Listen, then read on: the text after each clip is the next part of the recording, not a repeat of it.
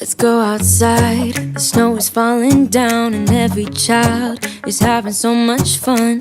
The snowman is twice the size as me with a smile as quirky as mine. We're holding hands to keep each other warm while we stand and watch a choir performing all the Christmas songs that we love. Yeah, all the Christmas songs that we love. And in a while we're gonna go inside and drink our chocolate by the fire. Cause all I want is to spend this day with you. Let me give you a Christmas. Neața, a început și vlogmas 9 și eu deja mă pregătesc intens pentru ziua de mâine. Mi-am scos aici toate lucrușoarele și am mai găsit, știți că am acolo cutii din alea de metal. Și am mai găsit și pe asta. Era pusă în altă parte și uite ce frumoasă e. Mă uit în ca să văd dacă e focus pe ea. Și mă pregătesc deja pentru ziua de mâine când o să fac bradul. Am aici beteala, tot felul de beteală și mai cheală și mai... Mă vedeți cât e asta? Și așa, bun, deci aici cred că am doar beteală și încă mă hotărăsc dacă o să-l fac în două culori sau dacă îl fac chiar sorcovă.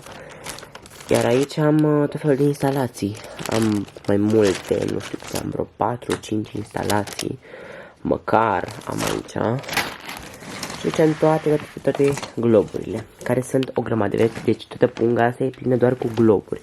Nu am altceva în punga asta. Ia uite, asta e de sticlă. E foarte frumos. Sau ceva... Eu mai... Na, material mai sensibil. Steaua asta frumoasă. Chiar e foarte faină și asta. Asta e tot felul argintii. Mă gândeam să fac cumva cu argintiu și... Nu știu, mă gândeam argintiu și albastru. Ia uite, asta e foarte frumos. Globul. Și ața. Așa, aici am unul mare de tot în care am avut niște dulciuri odată. Nu știu dacă îl pot. Stai să toate astea. Ia uite-l. Vedeți ce mare e? Mie n-avem focus pe el. Așa. Foarte mare. Așa.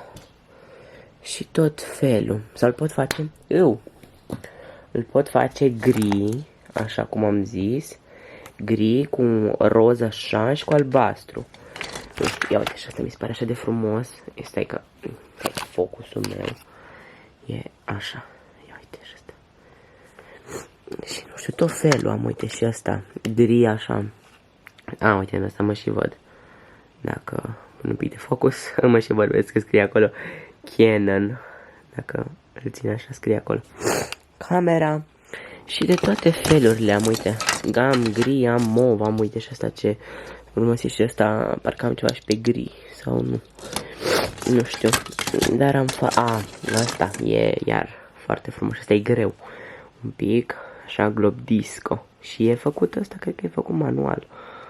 De cineva, nu știu de cine, că eu doar l-am cumpărat. Uite și asta. Deci știți, când le văd așa, pe toate așa și toate sunt frumoase, când îmi plac toate globurile pe care le am, îmi vine așa, știți, să-l fac sorcovă. Și de aia și am mai... Uite, ieri, nu ieri, de mult am aprins soba asta. Că am și uitat de ea. Și uite asta care a căzut și asta mă gândeam să-l pun acolo sus, că acolo tot așa e. Dar am dat și aia jos între timp. Și tot sare focusul. Și asta mă gândeam să-l pun probabil acolo sus. Și da, deci probabil aici, unde e dezastrul ăsta pe care nici nu vreau să-l vedeți, nu știu, va trebui să fac ceva aici, că e vai de capul tuturor lucrurilor. Aici vreau să fac bradul, cum l-am făcut și anul trecut și nu știu, astea să le duc pe undeva. Și că tot suntem aici,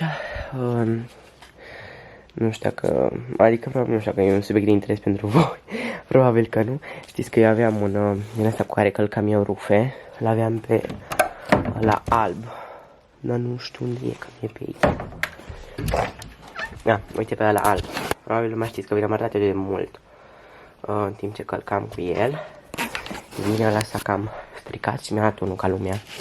Asta de la Philips, care Smart Flow Heated Plate. E ceva șmecheros rău de tot, a venit cu husă de călătorie, e foarte fain de la Philips. Chiar l-am prins de Black Friday și l-am luat. Și are și rezervorul ăsta, dacă vedeți voi. Și a venit cu diverse accesorii, foarte fain. Și da, vreau să mai cobor diverse plușuri de astea, că momentan am doar perna asta de Crăciun și aia mai festive, așa. Așa că da, cam cu asta m-am ocupat în dimineața asta, am scos, stai cum te faci pe aici. Cam cu asta m-am ocupat în dimineața asta, foarte superbă, așa, mă vedeți mai ok. Cam cu asta m-am ocupat, am scos toate astea, am scos suportul pentru brad și de abia aștept să vă arăt mâine bradul când o să-l fac. Abia aștept. Așa că da, încă e un pic târziu ori deja, e 11:30.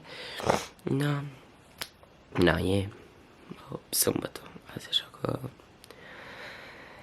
da, deci mă bucur că le-am scos astea. Deja că vi le-am arătat, foarte frumoase, și să pun asta acolo unde am eu, acolo în dar puteți să vedeți acolo pe comoda aia, să le pun acolo. Asta foarte frumoasă cutiuța, nu are nimic în ea oricum. Și da, astfel încât cu asta am ocupat acum de dimineață. Și e bine că le-am scos, că le-am aici și le văd. Dar nu știu, chiar nu știu ce să fac, dacă să-l fac în 2 culori sau în 3 culori sau în toate culorile de aici. Să pun toate globulețele. Mie așa mi-a plăcut mereu, să-l fac sorcovă. De fapt nu să-l fac sorcovă, mi-a plăcut să pun în brad toate globulețele pe care le am. Deci toate globulețele. Și parcă v-am mai zis că când se mai usca bradul și devenea tulpina mai subțire, se mai mișca în suport și dacă îl mișcam, cădea bradul. Mi-a și căzut, evident, bradul mi-a căzut de câteva ori, chiar și anul trecut nu cred că mi-a căzut, dar acum 2 ani știu sigur că mi-a căzut, parcă acum 2 ani.